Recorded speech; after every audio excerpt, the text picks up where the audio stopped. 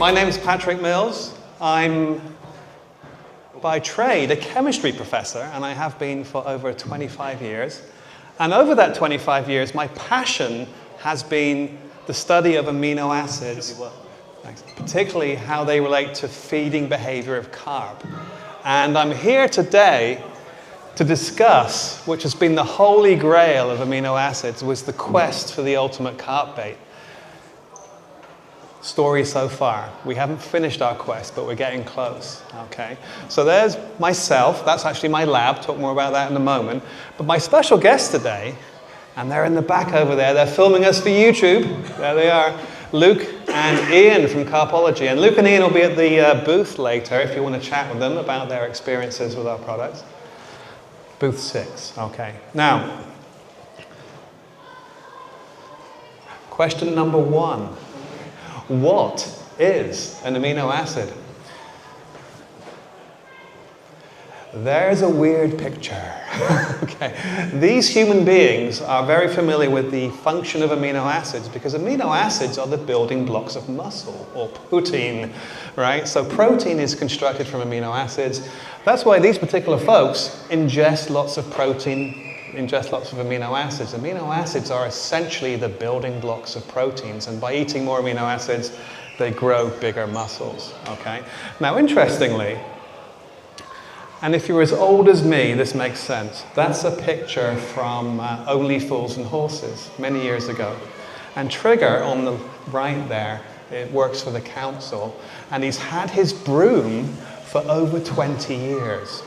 And the joke is, and there's Rodney, the broom's had 17 heads and 14 handles in that time.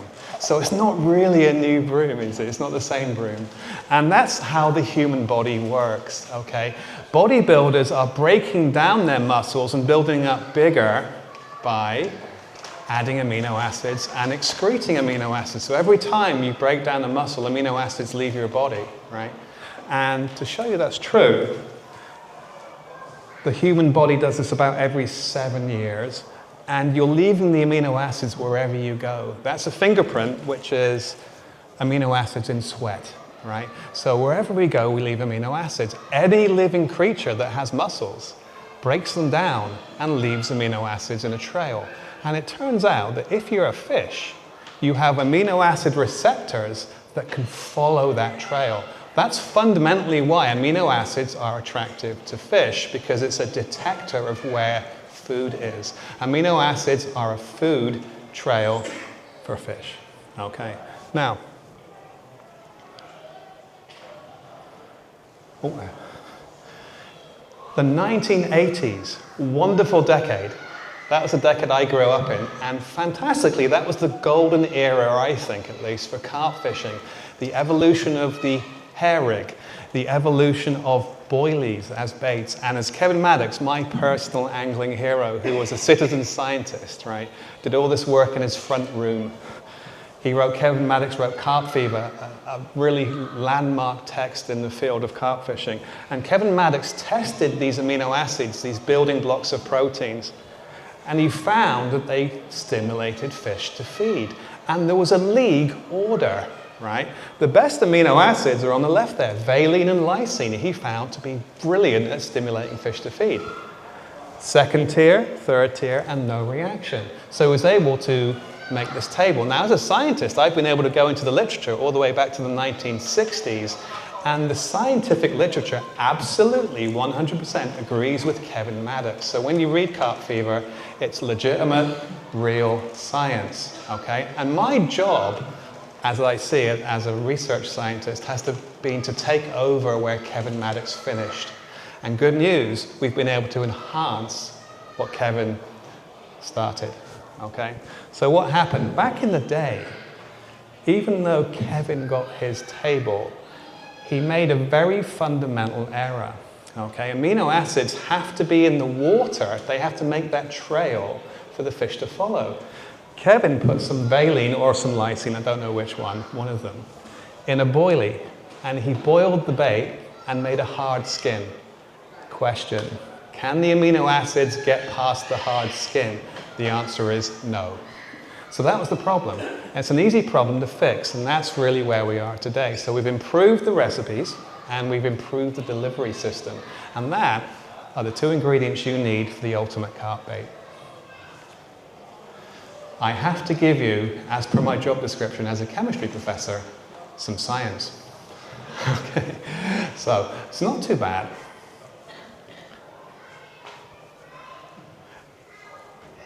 We mentioned it already. Amino acids from the food in the water, they go into the fish's nose or nares, and within the nares of the fish there are these tiny little anemones. They look like sea anemones, and they're like these structures with these fingers.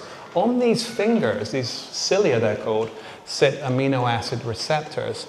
The binding, lock and key type mechanism, hence the picture. The lock and key binding of amino acids to these receptors makes fish hungry, essentially, right? So it's a lock and key mechanism. And here we go. So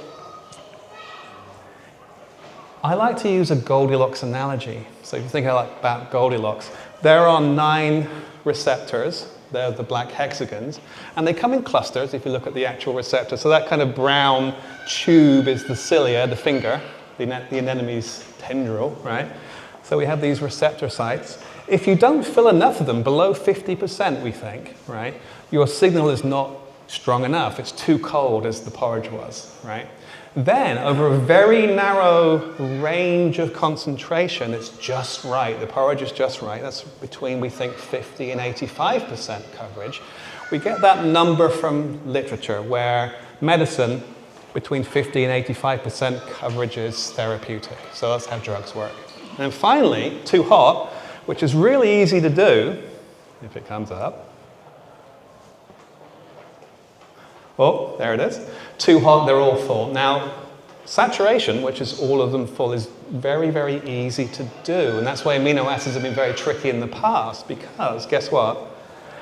That Goldilocks zone, that just right zone, is, in practical terms, almost impossible to keep constant. You have to dose. And in real terms, it's about 1/10 of a grain per minute of amino acid. It's a crazy number. So if I am able somehow to dose 1/10 of a grain of whichever amino acid I like per minute, I'll get just right. So it's really, really hard to do. And in the past, this has been the Achilles heel of amino acids. You read certain books, like I think Ken Townley's Guide to Carp Baits. Sometimes he catches a lot, sometimes he catches nothing. It's because he's drifting in and out of the Goldilocks zone, right? So that's why they've been so unreliable. Now, how can we keep the perfect Goldilocks coverage? That's the big question, okay? So how can we do it? Doesn't look like the video's working. Oh, it kind of worked. Okay. So what happens is, and you can watch the animation, it's a simple concept. All we do, we mix the amino acid 50-50 with what we call a blocking molecule. The blocking molecule just gets in the way. It will sit on the site, but it will not activate it. So think about that for a moment. And if you get this key concept, you understand how amino acids work. So I have to have a 50% coverage. If I have 1,000,000 red marbles and 1,000,000 blue marbles, mix them up real good, put them over my receptor set, it doesn't matter how many marbles I have, because half are red and half are blue. Half the sites will be red, half the sites will be blue. I have the perfect coverage. So we've solved the problem by incorporating blocking molecules. If you understand now that it's a ratio, not a concentration, we have solved that problem. And that, fundamentally, is our impulse fish feeding stimulant. It was the first ever product to incorporate this technology.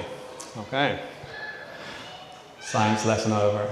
All right. Questions at the end. Okay. If you have a question, feel free to jump in and ask. Okay. All right. Now,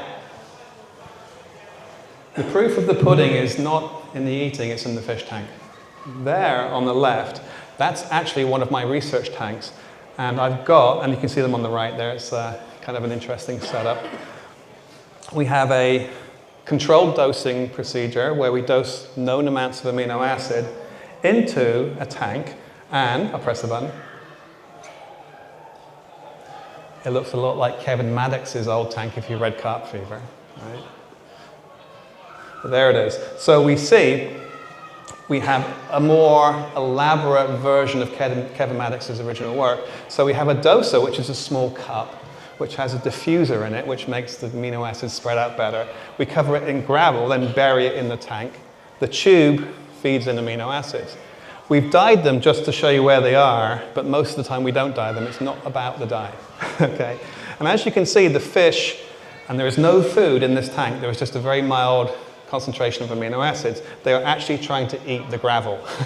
This is what we call the stimulated feeding response. This is ideally what we see, okay? So all we've done, we've have the fish do this behavior by adding amino acids at the strength of the aminos in the doser to our baits. That's essentially what we do with our products.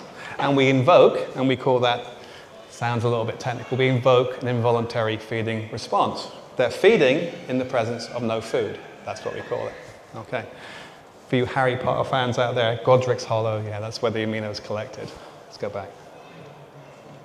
Yeah, Godric's Hollow down at the bottom. Sorry, I'm being a nerd. All right. Now, since the tanks are not necessarily what you see in a pond, it makes sense, right? We went out, of course, and got this tested out in a proper fishing situation a bunch of different times. The first one, which was done way back when, 2012 was our first ever interaction with Sparsholt College. Maybe you're familiar with Sparsholt. It's the UK's premier aquaculture research place. And there were two students, Tom and Ollie. They both tested it for their theses, and they got, and there's a little graph to show you, they got a better than 2-to-1 catch rate. So they'd fish a bait with, a bait without, a bait with, a bait without, and they get a proven by statistics and other analyses a 2-to-1 catch rate differential. So yes, it's proven to catch under those conditions twice as many fish. Now, more up to date, that was a first generation product. We're now on the third generation product, which is better. And this is where Luke and Ian can step in. And you can ask them questions at the booth later. They're hanging around all day. I'll show you a video in a moment. But yeah, they're going to be around for questions if you want to have a chat. Okay, Luke and Ian took it out, did a video. I'll show you a clip in a moment. They got a 13-to-1 catch rate differential. So 13 fish with, 1 fish without. If you're more into match fishing, Mark Sawyer, a wonderful human being. If you know Mark, he's awesome. Mark went out, got an 11-to-2 catch rate differential using a match approach. So it can work for big carp. Luke and Ian did pellets in a PVA bag. Mark did method feeder, essentially, match style method feeder. Okay. And you know, they're both documented, they're out there. You can look them up on YouTube. Okay, so the YouTube videos are out there. Take a look, have a peek. Okay. Now, there he is. He's actually over there. There he is. Wave, Luke. There he is. Yeah. And here we go. So let's have a look. This video isn't just a jolly of me and you going fishing. There is something to it, and we are doing a bit of an experiment. So we are using the stimulant from Biosource, the impulse stimulant, and yeah, like I say, it's a bit of an experiment. So when we got here earlier, we found a spot that was at quite a nice range, got an easy fishable range, and it's about 45 yards, something like that, and it's between two swims. The idea of this is we are spacing that spot with the dose pellet, using the impulse stimulant, and we're both having a rod on that spot. Our other rods are outside rods, if you like, the ones that are either side of that spot. We are still baiting, but with normal pellet. No dose pellet, and the experiment is to see just how well this stimulant actually performs. If it does make a difference, if it doesn't, so far it's making quite a big difference. I haven't had a day session like this for a little while, so yeah, to be getting invited by it's just insane. Really enjoying it. Yeah, they're not big fish, but at the end of the day, it's nice to get a bend in the rod, and you never quite know what's going to come out of it. There's a lot of small comments, but it has to know that there's a few birdies and everything like that. So there's every chance if we're wading through this many fish, then one of the better ones could come along.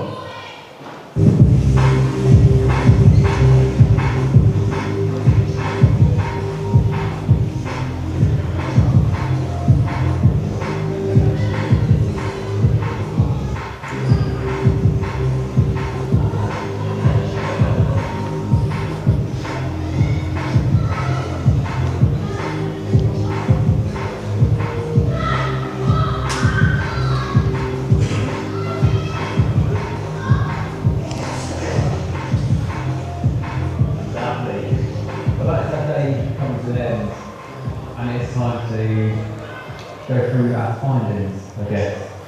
Interesting findings. Interesting findings. They're not just any findings.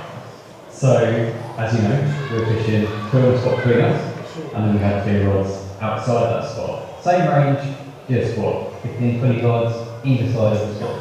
Same bait, Same bait, same rigs, same route, same tactics. everything was baited the same way, other than the fact we had a dose pellet in the middle, and we had normal pellet either side. We had 1 fish either side. All the rest came from the dose pellet spot. Yes. Which I say all the rest, that's what, 13 of them? I think we kind of lost count a little bit, but I think we had about 14 fish. We was disconnected. It has been very hectic. So, take that as you will.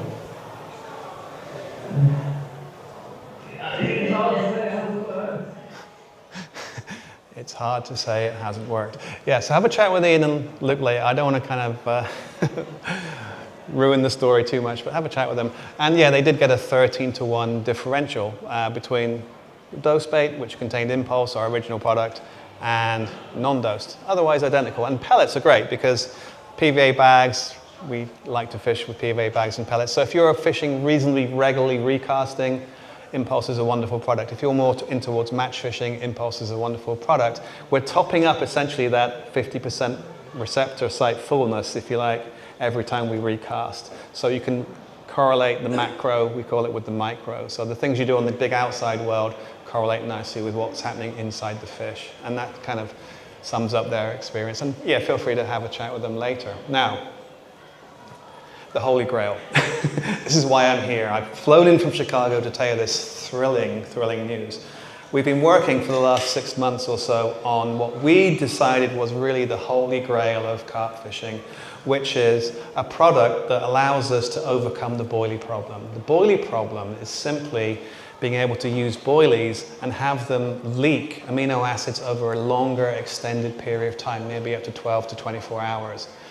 Pellets are great, but you get a 20-minute window to fish and then you have to recast your bag of pellets. That's not good if you're sitting on your windswept gravel pit for that 3 carp pod that swims around, okay? So if you're really after those big carp and you've got to wait, you want to maintain that level of aminos in the swim over an extended period of time without adding more feed that won't be eaten.